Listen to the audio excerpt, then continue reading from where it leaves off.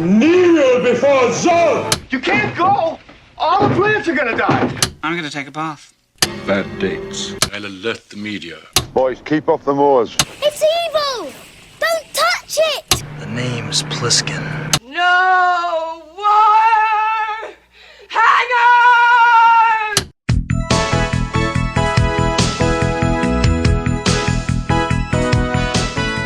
Welcome to Vintage Video, where we're rewatching the 80s so you don't have to. We'll be reviewing every major film release of the 1980s in chronological order, overanalyzing what you've seen and spoiling what you haven't. I'm Patrick O'Reilly. I'm Jesse Bayless. And I'm Richard Wells. And today we're discussing Southern Comfort, released September 25th, 1981. It was written by Michael Kane, Walter Hill, and David Giler, directed by Walter Hill, and released by 20th Century Fox. Not that Michael Kane. Michael Kane.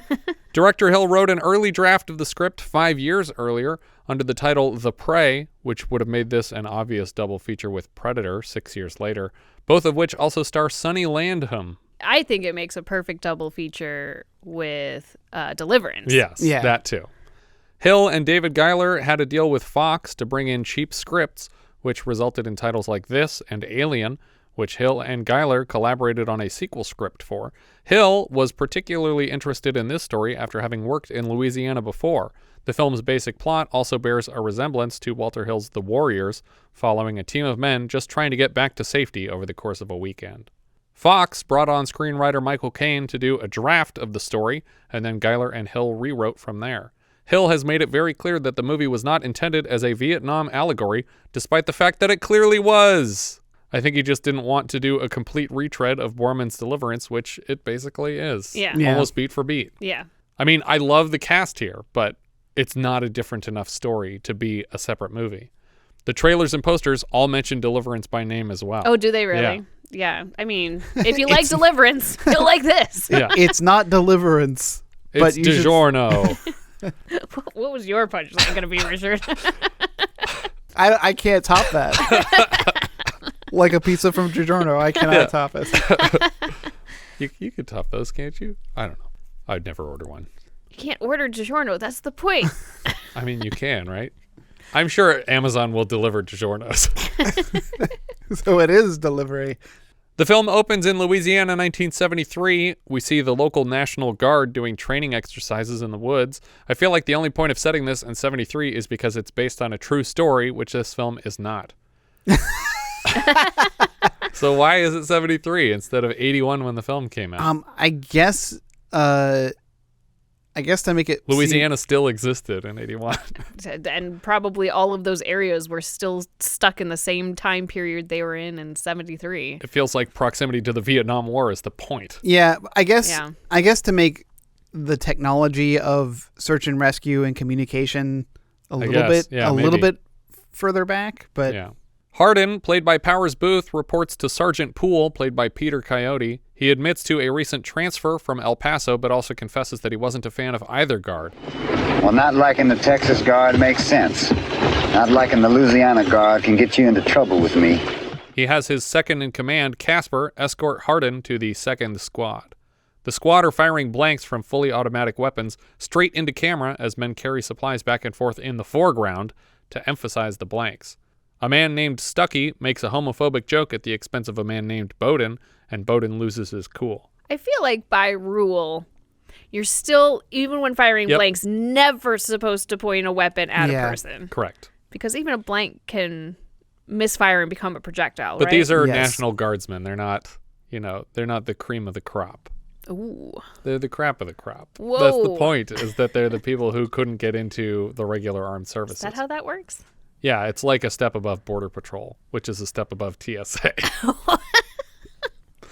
We're going to get some letters. Yeah. The fight is quickly broken up by Keith Carradine and Fred Ward as Spencer and Reece. Reece complains about the absence of women here, and Spencer announces that he has arranged prostitutes for all the men at the close of this weekend's exercises. Bowden is disgusted. This is a new low, Spencer, even for you. Two African-American soldiers, played by T.K. Carter and Franklyn Seals, ask if they also have prostitutes coming. Hey, boy. The purpose of the National Guard is to keep you darker brothers away from decent Southern women. However, in the spirit of the New South, I have made full arrangements. Stuckey, the Joker, calls to Casper as he walks away, and then unloads a full clip of blanks at the man, scaring the shit out of him. Spencer and Hardin seem to make fast friends since everyone else is a moron. Look, these guys are okay. They just want to have a little fun with you being the new boy and all. They're not okay. They're just Louisiana versions of the same dumb rednecks I've been around my whole life. Poole returns to the squad and announces they're headed out on patrol overnight. He advises them to be prepared to enter the freezing cold water on this journey. He makes Cribbs, played by T.K. Carter, the paceman, out front. The opening titles play out over a montage of the men marching into the Louisiana swampland. As the men cross a stream, Reece pulls up a trap in the river and cuts it apart with a knife to make crossing easier for the men behind him, the first of many offenses to be committed against local trappers. Somehow, Poole gets lost and comes to a river where they didn't expect one. Reece finds a bunch of animal furs hanging around a camp.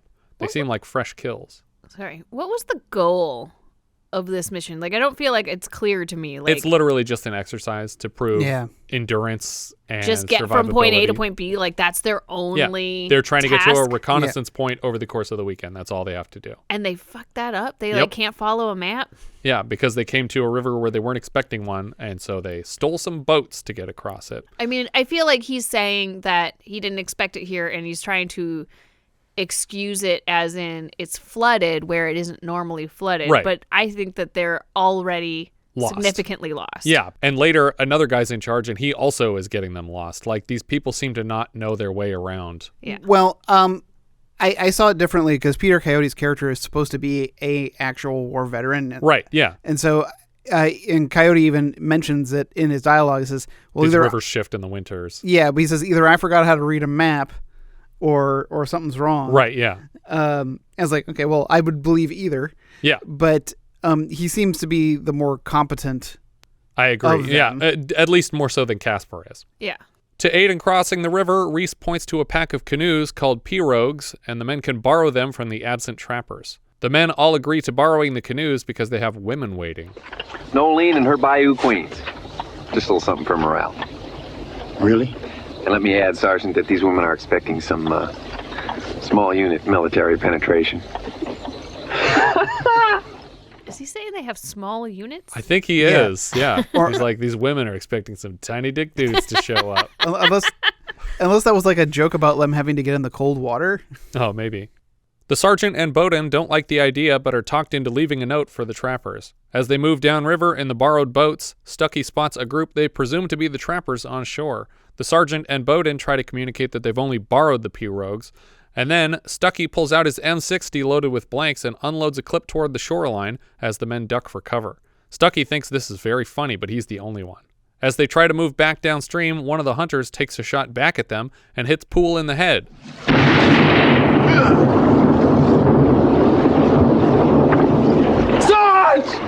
Bowden freaks out to see the man's brains and blood splattered, and in his panic, he tips all the boats, and the men have to swim to shore. Yeah, I didn't understand what his goal was. What, Bowden's was? Yeah. He's just freaking out. He doesn't know what but to why do. is he, like, tipping everyone over? Because you're Tyler, too. You're supposed to tip a canoe. Yeah. Well, I figured it was to try to get them away from being easy Gunfire? targets. Like, I think in the water, it'd be harder to hit them than when Honestly, they're sitting in the boat. It just reminded me of, like, Jackie O when JFK's head is exploding, where she's, like, trying to collect the bits of skull in case they can put him back together because she's in shock. She can't Just process doesn't know what's happening. I mean, I'm in shock at this point because, like, I went into this not knowing anything about this movie. Right, yeah. I didn't read the description. I literally don't know anything except that there's, men in uniform on the poster. And I did not expect this. So this was very startling. And then you take it back to Deliverance, where it's literally the same exact moment, where you have the guy in the back of the boat who didn't cause all the problems, but was there for it and gets shot in the head. Yes, exactly. It was very startling, very upsetting. But I like the encounter before they start opening fire is just like, we wrote you a note. Yeah, and it seems like they don't speak English because they're not saying anything in response. But it's like, go find the note. We're just borrowing them. And it's like, you're not going to bring these back. That was never the plan. It was like, we borrowed these boats, but we're not stealing them. We're going to park them downriver, and you can come get them if you want. But they're not going to go to the reconnaissance and then row upstream back to where they got these boats. But I was so upset at Stuckey at this moment. Like, that is the stupidest. Like, nobody is going to know that you have blanks. So, and they probably, even after they shot your guy, don't know that you weren't just a bad shot. Right, exactly. Because it seems like you were shooting at them. So they thought that you started this aggression, and that is where this whole thing's going to stem from. Yeah. Which is supposed to be the whole Vietnamese metaphor where it's like, you were in their territory, you did this to them, and that's why these people are shooting back at you now. Right. A few of the men step back into the river to drag Poole's body onto land. Reece starts loading up his gun with real bullets. Casper checks Poole's body for the map, but he was holding it when he was shot, so it's probably in the river with their compass somewhere. Stuckey calls out Bowden for panicking and tipping all the boats, and he punches Stuckey for firing on the trappers in the first place. The rest of the squad break up the fight pretty quickly. So again, this is where I think that it being set in the 70s, like that, I feel like in the early 80s, people would probably be more likely to have watches with, like, complications of. I can't believe more of these guys don't just have compasses on them anyway. Yeah. They soon find out that even the radio went into the water. Stuckey wants to go after the guys that shot Poole, and Reece suggests leaving Poole here since it makes no difference now that he's dead. Casper thinks the man deserves to be carried for being an American soldier, whether it makes practical sense or not. He's an American soldier. He's got a Bronze Star, a Purple Heart, a Vietnam Service Medal. We're not leaving him here. He pulls rank on everyone and demands they carry Poole for the rest of their mission. Like in Lifeboat earlier this season, the men argue about which way is which cardinal direction and how they're going to make it to civilization. When they stop for lunch, Spencer outs Reece as having brought a box of real bullets in case of emergency. Casper demands Reece hand over the bullets, and Reece points a rifle in his face. You come one step closer, Casper, and I'll give you something else. It's a court-martial offense, man. Hardin sneaks up behind Reece and gets a knife to his throat, demanding he put the rifle down and hand over the bullets, and he complies. The men all divvy up Reece's bullets. That night, Cribbs is on lookout, and Bowden criticizes him for smoking marijuana. Apparently, Bowden is a football coach, and his team sucks, but Cribbs points out that the team he sells weed to went 10-0 last season, so it can't be all bad. Stuckey and Reece conspire together to get revenge on Hardin for taking his bullets. Franklyn Seal's character, Sims, asks how the men can play cards right next to Poole's body, but they don't see the correlation, and neither do I. It's like, I don't know, how can you stand watch near his body? Yeah. Some of the men talk to Spencer about when the National Guard will start looking for them, and he suggests it'll be another day at least. The squad locates the cabin of the trappers, and smoke is rising from a chimney. They see a one-armed man on the porch, but he's far enough away that they couldn't possibly recognize him from earlier. You sure he's one of them? Of course, for sure. What the hell do you think? Why don't you try talking to him before you start blowing his head off? Casper takes all the hot-headed men, Reece, Stuckey, and Sims, with him to conduct a surprise attack on the cabin. All the reasonable men are left behind. Bowden goes crazy and charges past the advance team to put his rifle in the trapper's face. Sims cracks the man across the jaw with the butt of his gun. Stuckey and Reece head into the cabin to investigate. The rest of the normal men arrive to the cabin, and Cribbs makes a joke about their captive. Hey, did you have to cut his arm off too? I love TK Carter. Inside the cabin, Reece finds a big box of dynamite. Lots of food, too. Casper considers it a successful raid. It's like, no, you're just stealing this guy's shit. Yeah. You have no idea who he is. Bowden heads into the cabin alone. Their prisoner speaks only thick Cajun French, and Spencer is relying on high school French to have a broken conversation with him. Inside the cabin, Bowden tears open his shirt and paints a red cross on his chest. He lights a Molotov cocktail and throws it into the cabin from the porch. Bowden, you dummy, there's dynamite in there! Everybody hits the deck and the cabin explodes in a dramatic blast. That'll teach him to fuck with us. Yeah, right. Can't argue with that. What are you doing, Bowden? Went and blew the shit out of everything. Well, I do what I do. What'd you paint the cross in your chest for? It's part of the joke. What joke? It's a corporal joke, Private. You don't get corporal jokes. When he throws the Molotov into that cabin, yeah, and they're all ducking for cover, but then they all peek up to watch it, it's like, no. Put your head down. Yeah, that's the whole point of this. Yeah. No, I'm just going to point my sensitive eye parts at it. Yeah. All the soft tissue will do great. It'll absorb all the blast. It was like friggin' Burt Gummer at the end of Tremors 2. Yeah. No, this is no good. It's going to be big. You got to keep going. You got to keep going further. Somehow it's only occurring to Casper now that some of his men are psychopaths. As the men continue toward the interstate, Bowden tries to apologize for his actions and claims the cross on his chest is a reference to the biblical avenging angel. They don't understand. I don't either. I don't either. I thought at least you might get it, Spencer. Sorry to disappoint you, Coach.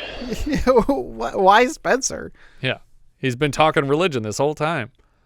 Bowden supposes he should probably apologize to the rest of the men, too. I got news for you. He's nuts. I mean, really fucking nuts. This is not exactly news to the rest of us. Continuing through the woods, they come to 8 rabbits hung from a tree to represent the 8 men in this squad. They hear hunting dogs in the distance, and Sims is the only one who's excited to hear them, assuming for some reason that hunters might be on the way to save them. When the dogs arrive, alone, they are nasty Rottweilers who tackle Stuckey and Hardin to the ground.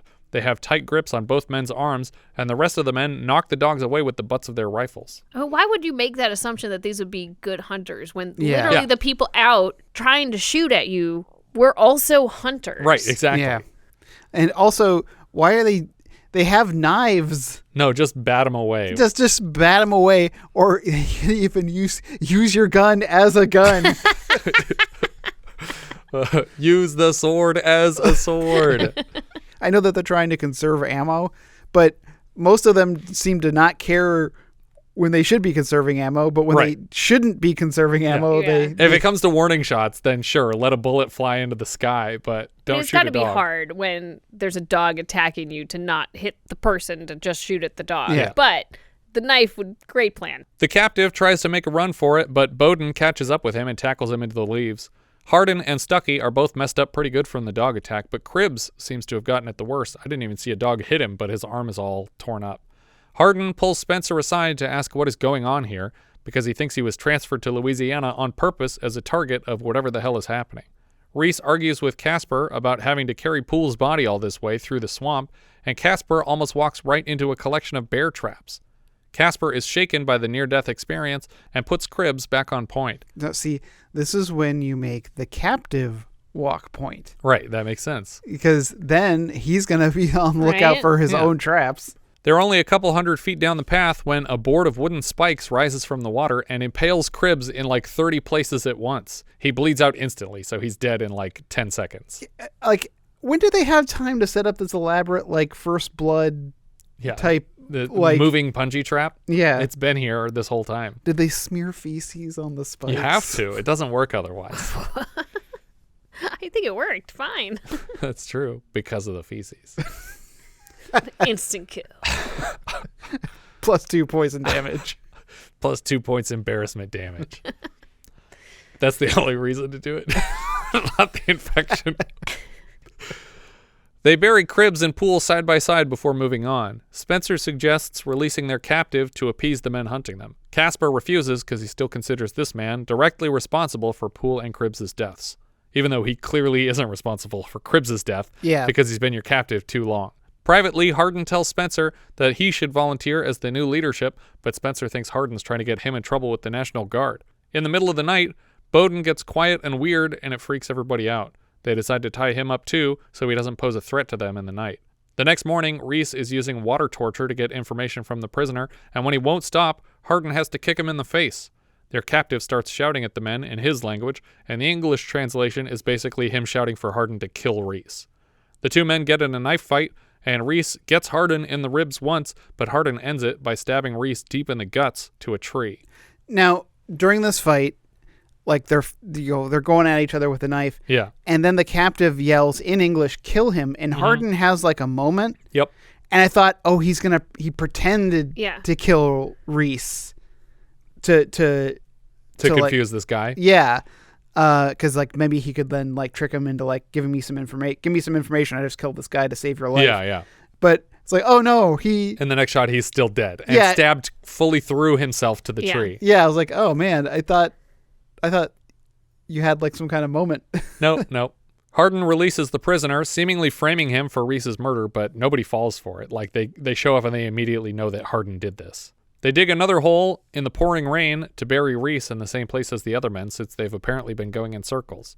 The next day, the men take a vote to determine a new leader, and Stuckey sides with Casper on the condition that Hardin is held accountable for killing Reece. But I feel like if he's held accountable for that, Stuckey has to be held accountable for Poole's death. Yeah, that Poole got killed because it was his actions that prompted that. And, I mean, consequently, Cribbs' death. Yeah. Spencer gets every other vote but Stuckey's, so the other men are forced to follow. As the men continue marching, we get a lot of shots of empty terrain as foreshadowing for something, but it's unclear what so far. Sims keeps hearing sounds and fires some shots, drawing the attention of the other men who don't see anything. They continue marching, and suddenly Sims takes more shots and seems completely crazy. He runs ahead of the squad, firing his weapon nonstop until he comes face to face with the bodies of the 3 men they've buried. At first, I assumed that we were supposed to think he was hallucinating this, but the other men confirm what he sees. They dug them up. They dug them all up. Suddenly, trees are tipping over all around them, and the men have to run to avoid the falling timber. I do not understand how this was accomplished. How they're doing it hidden, and how they chopped all these trees and set them up so that they could be carefully knocked over like dominoes. Well, and that, I mean, I guess the concept is that they're walking in circles. Yeah. So that's how they're able to dig 3 corpses up, run them ahead of them, tie them up, and then cut down trees to almost falling over in anticipation of them coming through this way. Yeah. Casper approaches the trappers in the woods and asks for cover from Sims's blanks and throws a grenade. Hardin takes a few shots at the passing trappers and hits one. Casper calls for a retreat, and as the men are running away, they hear a chopper overhead and try to make themselves visible to it. Unclear if they get the vehicle's attention, so Stuckey chases it away, waving desperately for it. Stuckey is led into a pit of quicksand and slowly disappears under the surface while the helicopter watches. Nobody can hear his cries for help over the rotors of the chopper. Slowly manifests his name. Yes. Say my name. Stuckey. It's so, like, I mean, is this a thing? Can you, like, it's obviously not quicksand because you're in a marsh, but can you get sucked into a marsh like that? Yeah, totally. That's a real thing. That actually happened to that actor. Spencer orders the 5 remaining men to split into 2 groups and fire their weapons if they locate the missing man. Casper and Sims are outnumbered by hunters quickly, and Casper sends Sims back to the other team. Casper takes the men on by himself with his bayonet mounted, but he's shot down by a trio of rifles and falls backward into the swamp. So this irked me. They're firing all these shots, the hunters, like the Cajun hunters. They should have called the other team over. Right, exactly. It's like the other team doesn't even hear the shot. So what was the point of that plan? Yeah, that was the plan. Sims sees this happen and begs for mercy before also getting shot down. And then there were 3. That night, Spencer asks Hardin about his home life and specifically if he's happily married. Yeah. I like her. She's got a good sense of humor. What's it to you? I just thought if I got out of here and you didn't, maybe I'd look her up.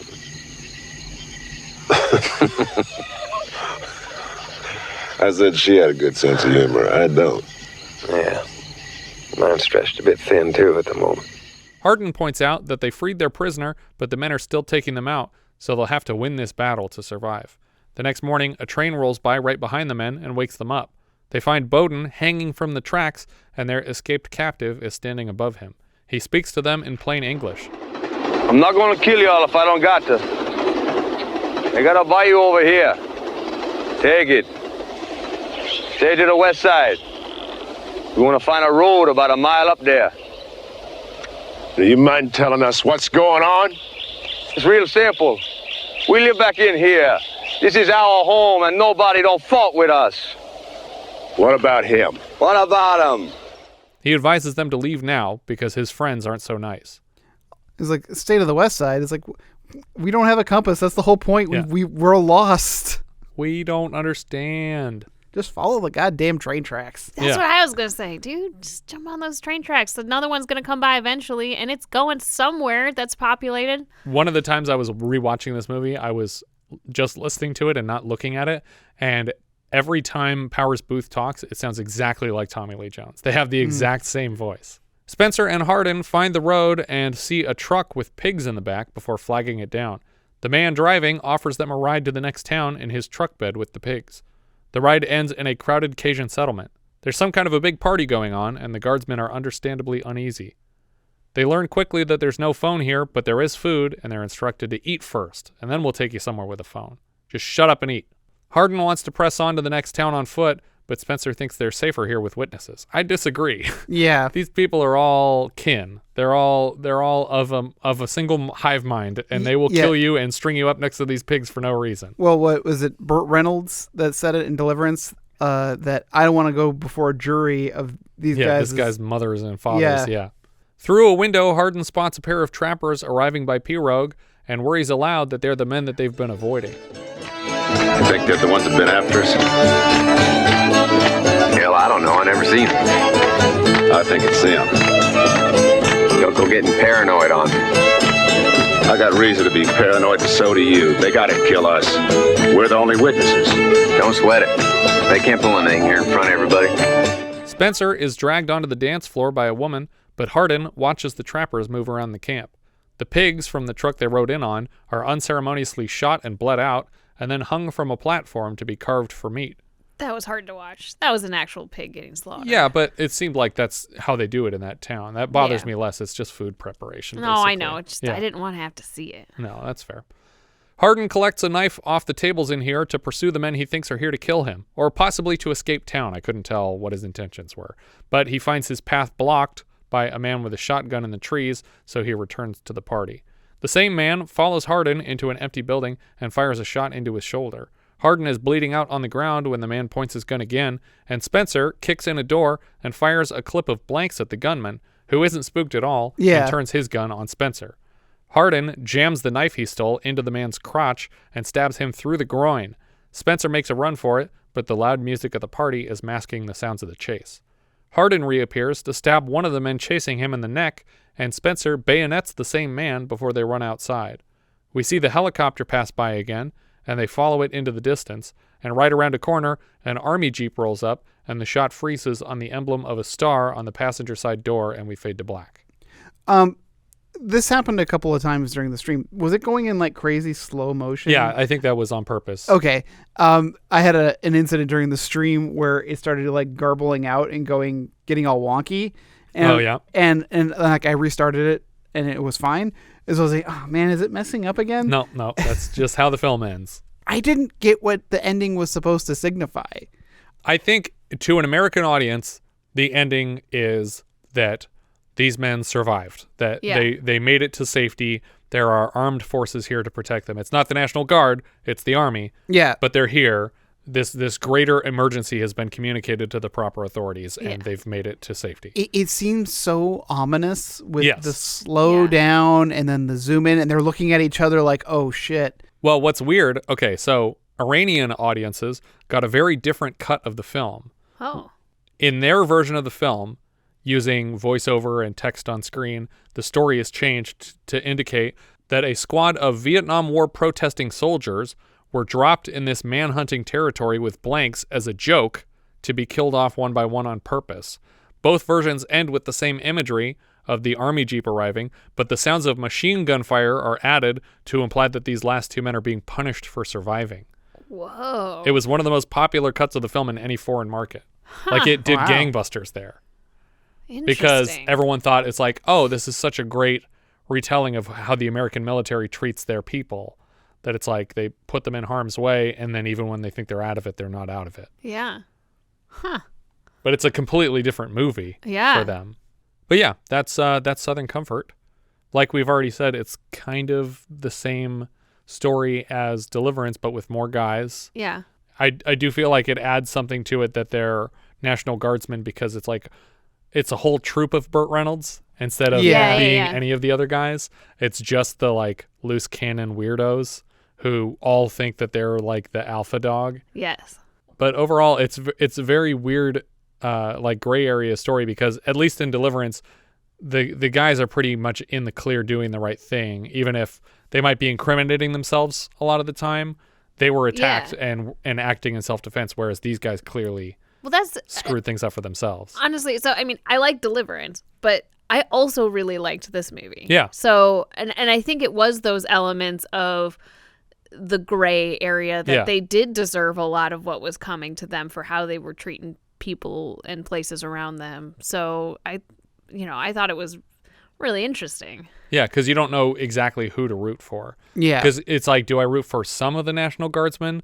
But they're all still acting as a unit and following orders from each other, even if two or three of them think what they're doing is a terrible idea. And these people are just defending themselves from what seems to be an attack of their home. Yeah. And from their point of view, cannot be construed as anything else, really. Right.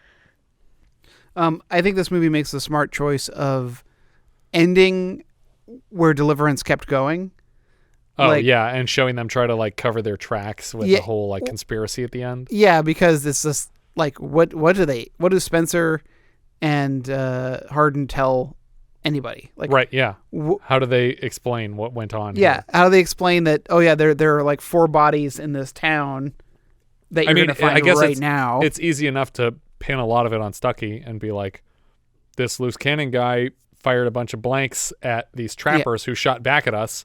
And we survived the onslaught. Yeah, because the only ones who presumably are left alive in this whole incident are Hardin and Spencer. Like none of the Cajun trappers. Yeah, I guess all the trappers are dead too. Presumably. Well, except for the one that told them to keep going and that's true. Be on your way. So he knows everything that happened, and he also witnessed. Is it Hardin that murdered Reece? So he also witnessed that. Yeah. Which is another wrench to throw into the whole situation because now Hardin is on the hook for a kill. But like I said, I think it's smart to end there. Right. Like, because you just, I mean, there's so much, like, what's going to happen? I don't know. Everything will probably get swept under the rug. Yeah. I think it's definitely a thumbs up for me. Yeah, it's a thumbs up. Yeah, I'd say it's a thumbs up. For me, it's a little bit of a reluctant thumbs up, only again because I feel like Deliverance is a better film, but I was intrigued by this movie. Yeah, and I love the cast so much. All these guys are just favorites for different things. But like Deliverance, I don't know. I just it's like I don't care about any of these people. Yeah. Like if anyone in this group dies, it really doesn't bother me. Yeah. Because there's no one I identify with in this group. Exactly. Yeah. Yeah. I mean, I think that's fair, but I think that also makes it kind of interesting. Sure.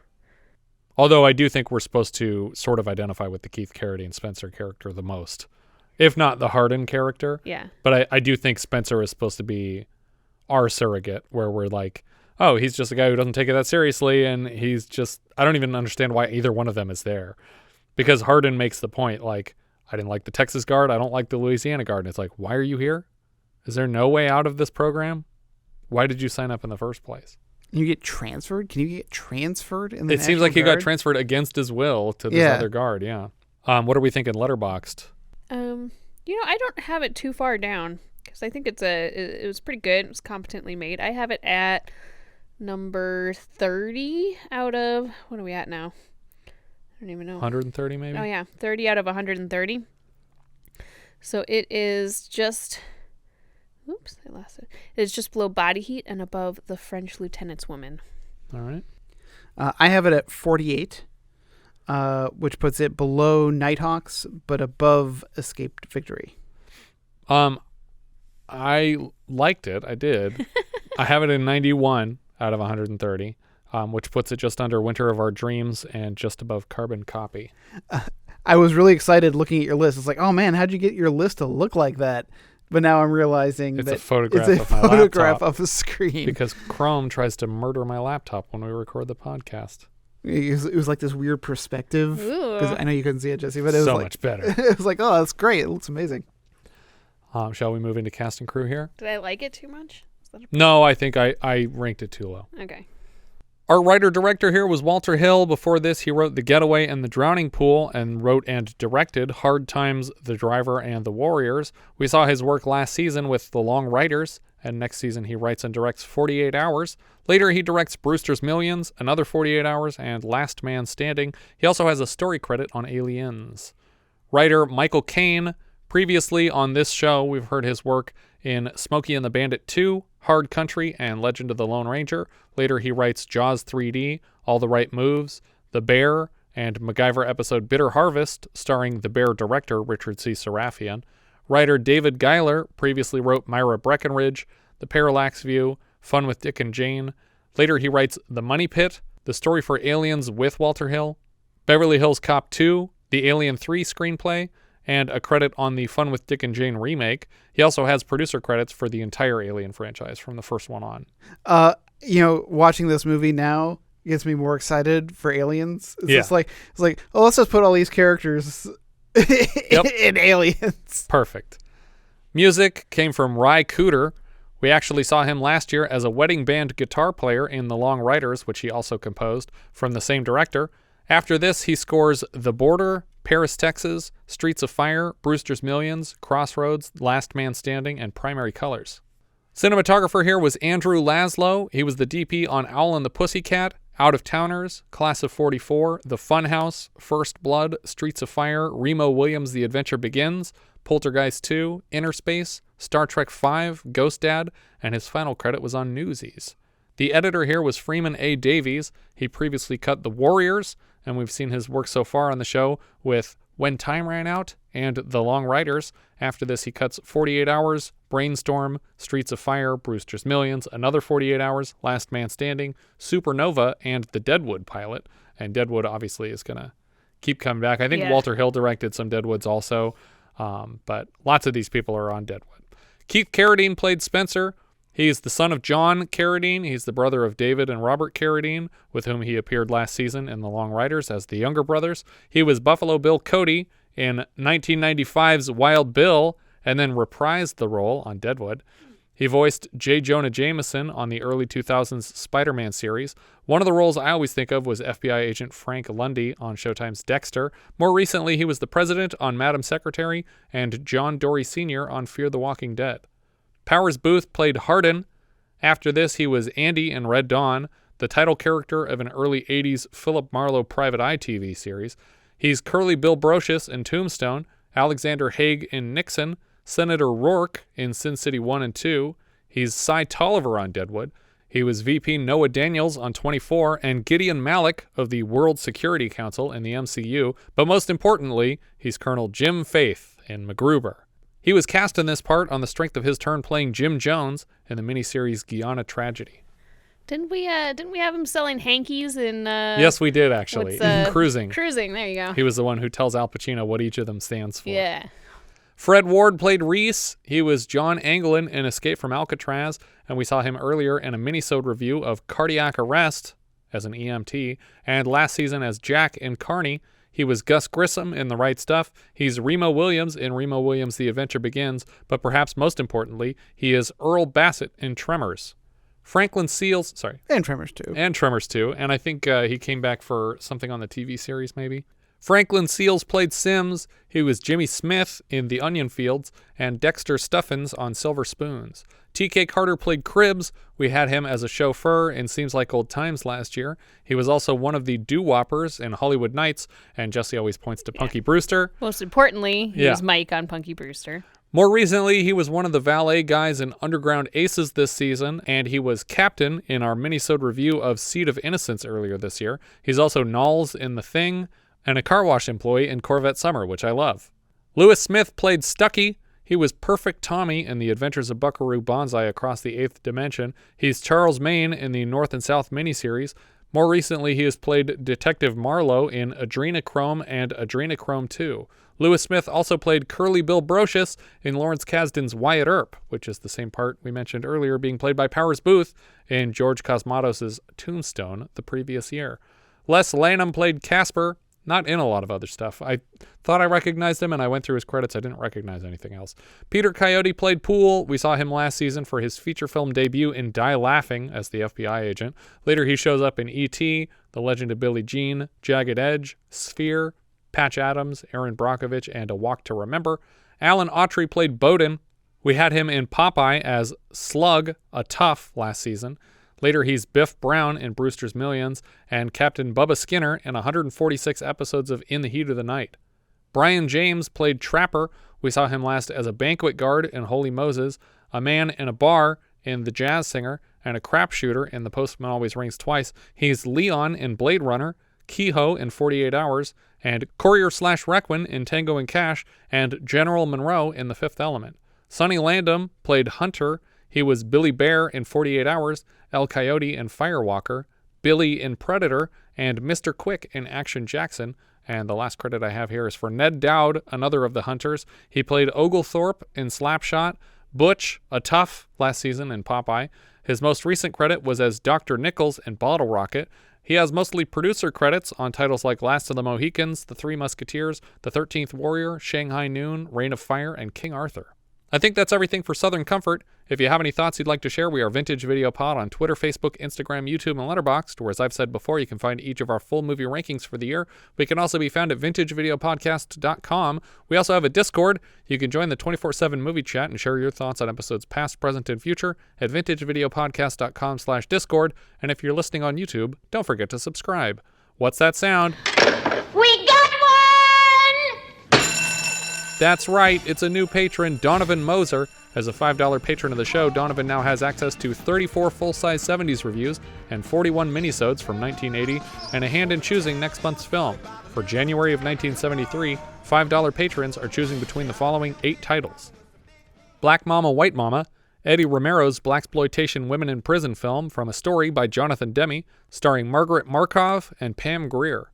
The Creeping Flesh, Freddie Francis's British horror film about a scientist who adds water to bones from a paleontological discovery and resurrects an ancient monster, starring Christopher Lee and Peter Cushing. The Death Wheelers, Don Sharp's biker horror film about a psychopathic bike gang leader coerced into suicide by his Satanist mother and resurrected as a zombie. Nothing But the Night, Peter Sasdy's British horror film about a series of apparent suicides leading to a serial murder investigation, our second Christopher Lee/Peter Cushing option for the month.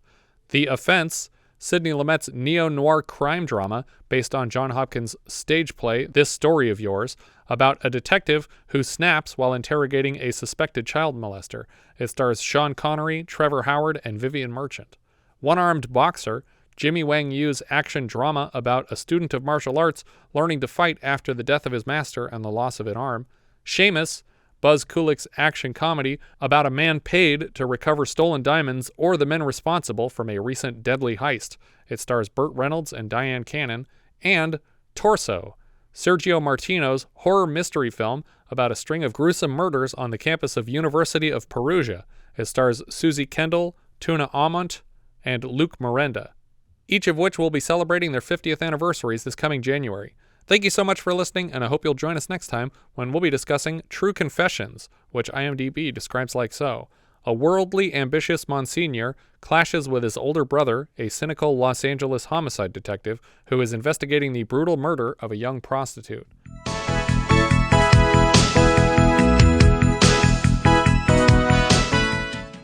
Here's what some people are saying about the Projection Booth podcast. Week after week, I'm mesmerized by the focus given great films and questionable films alike. But every episode is a learning and entertaining experience. This is hands down the best movie podcast. They cover so many different genres across so many years, from obscure movies to blockbusters. If there's only one podcast about movies and cinema that you listen to, make it this one. If you think you know everything about a certain movie, you are wrong. This podcast gives great insight on well-known classic cult movies and some not-so-well-known fringe films. Great interviews, great panel discussion, great podcast. Projection Booth is all the juicy discussion you've been dying to find. So layered, dense, and topically diverse. Not for amateurs or insouciant movie mooks. The Projection Booth is one of those shows that is so informative, so well done, and so in-depth, it actually exceeds what you would think the movie would deserve. The Projection Booth Podcast, with new episodes available every week at projectionboothpodcast.com.